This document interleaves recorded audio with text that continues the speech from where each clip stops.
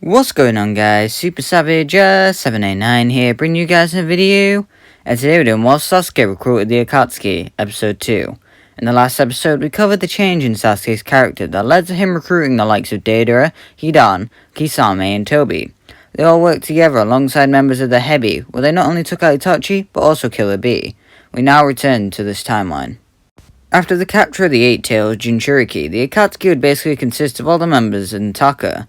To further manipulate Sasuke and act like a man in the shadows, Tobi would make Sasuke the leader of the remaining Akatsuki. Sasuke basically was already in this role, so he says he's okay with it. Tobi began giving Sasuke intel about what's going on in the ninja world to the best of his knowledge. He mentions how Conan has fled with Rinnegan, with Sasuke determining that they can track her down when he can determine that'll be the best case scenario. Sasuke would hold a vendetta against Danzo and the Leaf, so he'd begin planning about that, while the beads were sealed, and they get prepared. He ends up catching wind of how Danzo plans to head to the 5 Kage summit, and sees an opportunity present itself to allow him to both kill Danzo and destroy the Leaf simultaneously. He tells Kisame, Deidara, and Hidan to all go to the Leaf and destroy it all, while the rest of them head to the summit, and they agree to this. Tobi ends up dropping off Kisame, Hidan, and Deidara in the Leaf, telling them they should be careful. The Leaf will most likely know about their weaknesses, so they should try and think of a way to counteract that. And with that, he leaves. They decide to take this advice into account in their own twisted little ways. A massive water bullet jutsu is fired into the village, getting the attention of most people as they can tell there is hostile intent behind it. The water evaporates as Hidan laughs maniacally in the air. He catches the attention of everyone all around as Hidan's maniacal laughter sends fear into their bodies, especially the Inoshika trio. Hidan begins to attack all the first responders and kills all the fodder ninja before being caught in shadow possession. Chujin then grabs a weapon as Ino takes it from him. Shikamaru interrogates Hidan about why he's back and how he got free. Answer, or else. Hidan tells the Narcon member that he doesn't have a reason to answer. They'll all be dead anyways. Seeing that Hidan isn't cooperating, Shikamaru tells Ino to read his mind, which she agrees to, placing a hand on his forehead. When she does so, her flesh begins to sizzle as she moves her hand back quickly. His skin feels like it's on fire. He begins to glow as he shouts to Deidara to make him go out in a bang. Deidara makes the clay all over Hidan's body explode in a bright spectacle, creating a massive explosion, destroying a couple of city blocks worth of houses. Meanwhile, Kisame begins to destroy people as well, as he moves through the village, wielding Samehada to absorb chakra and shred bodies apart. He maniacally laughs as he calls them weaklings. He asks what the real challenge is, before hearing a very flamboyant voice shout, "The real challenge starts now, Kisame. Dynamic entry." Might Guy leaps in, going to kick Kisame in the face, who merely blocks with Samehada. He's glad to see Guy. He's been wanting to settle the score with him quite some time. Guy realizes that Kisame is too dangerous to keep in the village. At that moment, Kisame lowers his blade as he places it back into his hilt, and tells Guy to follow him. They'll fight all out. Guy agrees and the duo leave to fight in a wasteland. Back with the exploded battlefield, the smoke clears with Choji stands in a massive form. In his hands he holds and shelters as many people as he can. It did leave him extremely battle damaged as he shrinks rapidly, standing weakly. Deidara lands on the ground and finds Hidan's head practically intact. Thank you, Lord Jashin. The blonde picks up Hidan's head and his scythe as he rushes at a random fodder ninja. He decapitates him very quickly before placing Hidan's head on the stump of the neck. He then creates some clay constructs that act like stitches as they rip through Hidan's stump into the other stump, connecting them, basically giving him a new body. Scientifically, that doesn't make sense, but you know for certain that Hidan would be able to move freely if this happened, because anime logic. Teammate and Team Guy both arrive next to Team 10, asking what's happening. Shikamaru gives a brief rundown on the situation, telling them to buy some time while he thinks. They agree and rush in a battle with Hidan and Deidara. Deidara and Hidan begin fighting, and begin doing quite well. As Shino, Kiba, and Tenten fight off Deidara, Hinata, Neji, and Lee fight off Hidan. They shut off a lot of chakra points, making him shout to Deidara, who makes Hidan's body blow up. Neji protects Lee and Hinata using his rotation, as he watches Hidan's head get shot upwards, and Deidara catch it. He finds another victim and goes for the same body switch technique, giving Hidan basically infinite ammo. Shikamaru figures out how Hidan's explosive tactic works, since it is very simplistic. The clay relies on earth release, so if they do that onto Hidan, they can make his body a dud. Same goes to Deidara's bombs. He uses Ino to transmit this message to everyone. He says that if they can use lightning release, they should be, but if not, they should play support. But Hinata and Neji can, so they'd be the key players in this plan, leaving the rest of them to help support them.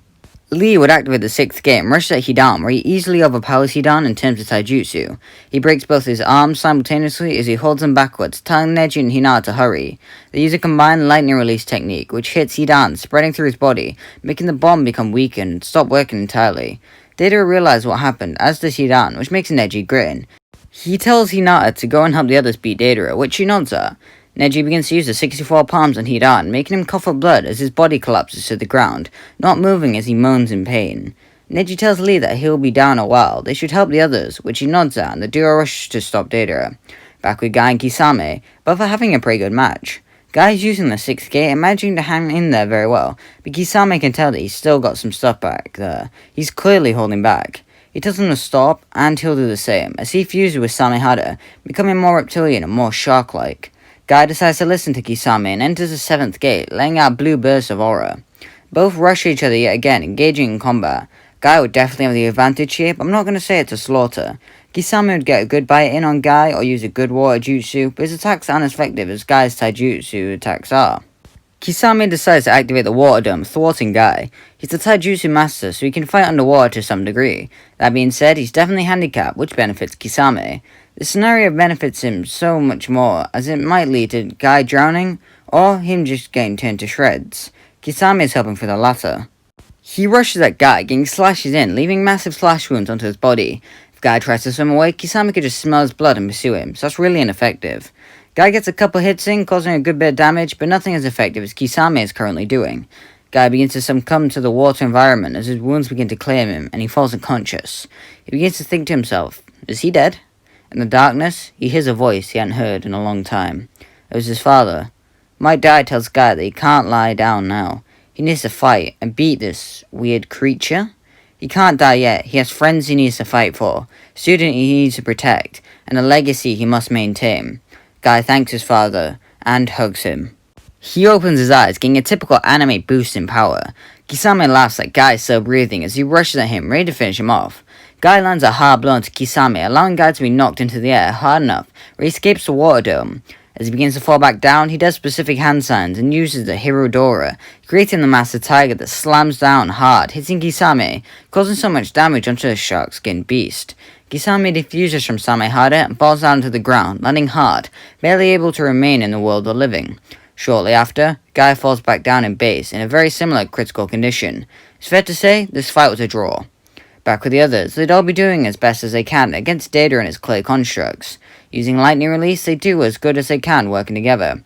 Neji will be cutting Tenten's weapons and lightning chakra, and Hinata will coat Kiba's fang over fang to further boost their strength and make Deidara even weaker. Deidara would throw down C3, creating some big explosions, causing more and more damage. The people take the brunt of the explosion are both Hyuga clan members in a tactical way, as Deidara laughs maniacally. While Neji is badly damaged, he's still barely conscious, unlike his cousin, forever angering Neji as well as everyone else. With all hope seeming lost, everyone begins to prepare for the worst. As Deidara throws another C3 down, they all give up until a big hand catches it, and throws it into the air where it explodes peacefully. Choji had a butterfly wing aura behind him, as he shouts at Deidara they won't let him hurt his friends. Deidara begins to panic as he tries to activate some C4, but Choji's hand is already colliding firmly into his gut, making him cough up blood as he is slammed into the ground in a massive crater. Deidara prepares to use C0, but that's when the air warps around him. Tobi appears and subsequently sends Deidara to the Kamui dimension. The group all realize this and try to attack Tobi, but he phases through as he walks over to Hidan and sends him to the same place. Tobi finally goes over to Kisame to see him battle damaged. He sees Guy next to him and pulls out a kunai, approaching the taijutsu specialist. He slams the kunai hard down to penetrate Guy's throat, but Samehada blocks it. Kisame tells Tobi that he wants to kill him his way, and Tobi would agree before sending Kisame to Kamui. Let's back up just a small bit to the Kage Summit arc. For the most part, that goes the same, with Sasuke fighting the Kage, getting into small tussles with them. He then fights Danzo, leading to him getting desperate and grabbing Karin as a hostage. Instead of stabbing through her, Sasuke merely tells Danzo that if he doesn't let her go, he'll ensure the destruction of the leaf. Danzo stands his ground, so Sasuke just shakes his head.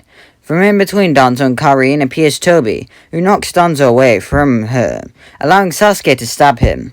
As Tobi takes Karin away, the rest of the arc plays out normally. Tobi would find Jugo once we get to and brings him back, meaning the gang is all back together. As they all slowly heal, Tobi tells Sasuke that in order for the war to be carried out accordingly, it'd be wise for him to get Itachi's eyes. Sasuke would cut him off, mentioning about how he plans to pursue the Rinnegan. He can take Deidara with him. Deidara begins to protest, but Sasuke activates his Mangekyo and stares dead into his eyes for a couple seconds. Deidara then subsequently agrees. Although Tobi doesn't want this, he'll still get the Rinnegan and possibly kill Deidara in the process, so, you know. Both Deidara and Tobi head to the hidden rain village on Deidara's clay bird, where they track Conan down and get into a similar battle with the origami master. The battle would go very similar, with Deidara taking usual pot shots in at Conan, who was forced to fight Deidara off as well. She'd resort to the same tactic of the paper bombs see, just much earlier, leading to Deidara panicking. As the explosions go off, Deidara takes to the sky on his clay bird. He manages to avoid the explosions, leaving Tobi to die. Like normal, he doesn't, and after learning the location of the Rinnegan, he'd head there with Deidara. When seeing Nagato's corpse, Deidara makes a mention that he'll look weird with two purple eyes. Tobi tells him about how taxing and chakra the Rinnegan are, so he'll only take one, and then he'll hide the other. Deidara asks if he plans to share it with Sasuke, and Tobi merely glares at him, telling him that Sasuke just got new eyes, he won't need this. A slight smirk appears over Deidara's face at that, as he tells Tobi he's the boss. Tobi places his hand down onto Nagato's face, ready to take the Rinnegan. Just as he does, two clay bugs leap down from his sleeve and land on Nagato's face, detonating. Luckily, Tobi managed to phase through the explosion, but now both Rinnegan have been destroyed. Tobi turns to Deidara in rage, demanding to know why he did that. Smugly, Deidara admits that he was able to move clay into him onto the flight over. Sasuke used Genjutsu to speak with Deidara about this. If Tobi didn't give Sasuke a Rinnegan, then Deidara would be allowed to destroy both him and the Rinnegan. This enrages Tobi as he attacks Deidara to kill him. Deidara begins attacking using every clay attack he can on Tobi, but like a demon, he walks through each and every one of them, his eye glowing through all the smoke and explosions. He raises out a hand and shoots a bunch of powerful wood-release spikes, stabbing Deidara all over, penetrating both arms and legs to leave him back. Tobi grabs some clay out of Deidara's hand and begins to activate Deidara's C0 manually. He comments how he'll show him just how weak he truly is. Deidara begins to build up chakra as his skin turns black and he goes up in a massive explosion. The whole rain village is victim to this as the buildings are destroyed and the people vaporized. The whole rain village is destroyed and ceased to exist as it is covered in smoke and ash. From that ash walks out Tobi, his eye even more red and even more ominous. He promises to Sasuke he'll pay for that. And that's going to be him. If you would like to subscribe and comment, let's go to episode 3. As you can see, things are really ramping up here, with Tobi having an inner conflict, Deidara being dead but going out like a boss, and Sasuke basically declaring war on the man who declared war. So, you know, that'll be pretty interesting. And yeah, bye!